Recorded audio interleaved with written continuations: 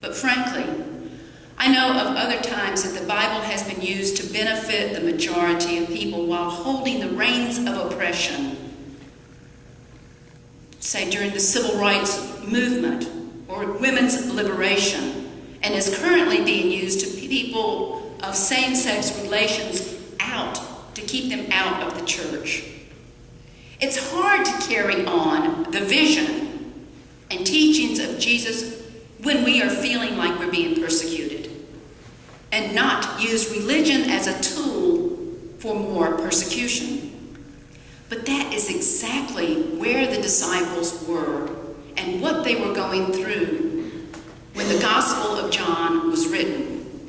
The early Christians were being persecuted and martyred every day, and yet Jesus, in John's Gospel, promises to send the Spirit of truth to the disciples, to use us in the midst of our grief, to assist us in the midst of our grief and the threats of enemy attacks. I don't know if some of you watching TV on Friday night, but David and I watched Bill Moyer's journal Friday night, and I can tell you it made me almost want to cry. The program is about how the U.S. participated in torturing the detainees of those at Gitmo. Something went very wrong in our country when we diluted the conventional treatment of prisoners of war to allow torture. The Spirit of truth has come to bear witness to what is good and to what is evil. The Spirit comes to help us do what Christ would have us do, even in the face of persecution and the threat of terrorism. One of the presenters at the conference suggested that people who do not attend church do not do so because they find the church irrelevant. They don't attend because Christ might show up. The Spirit of truth shows up when Christ is present, and that means it cannot be ignored. When Christ shows up, we again are made in his likeness to do his work of loving those on the margins of society, feeding the hungry, helping the blind to see, giving drink to those who thirst, even those who cross over the borders of our deserts.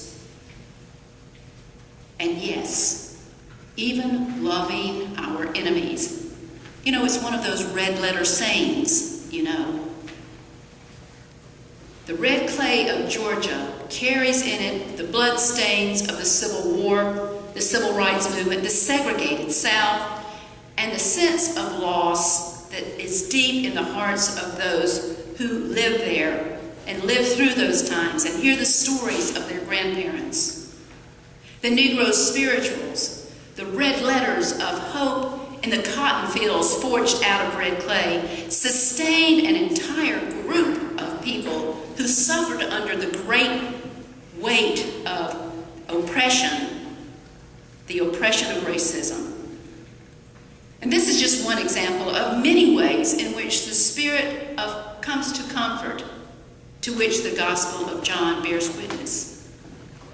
Well, speaking of the Spirit of comfort, as David and I were relaxing in my son's home in Macon, we happened to watch the movie E.T., the Extraterrestrial. Some of you might remember that. We had watched it, though, since it had been out in the 80s. You probably remember the story. It's about a little alien who comes to Earth. He's lost, and he can't find his way home. He's found by three youngsters who befriend this odd-looking, big-headed, but sweet creature. E.T. has the power to heal wounds, to make flowers come back alive again, to make the children laugh. But he's misunderstood by people in authority. And so he's captured and grows weak and seems to die while in captivity.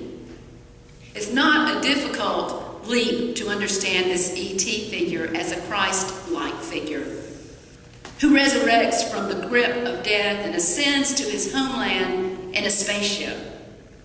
Before he leaves, though, you might remember, he sees his little friend Elliot, who's befriended him the whole time. And as he's about to leave, he sees that Elliot is about to cry. And I think that's the moment where all of us start breaking into tears. At that moment, little E.T. tells Elliot, while pointing to Elliot's heart, and his crooked little finger lights up, and he says, "I'll be right here. I'll be right here." The world may try to kill the spirit of truth, but those attempts will only fail because the Spirit of God is upon us to bring justice and truth to light, to help the suffering of all God's people. So may the winds of the Spirit continue to blow through this place of worship.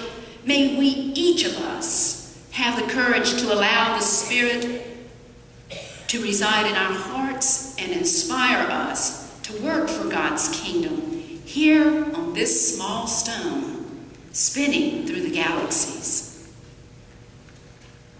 Let's take a moment for reflection.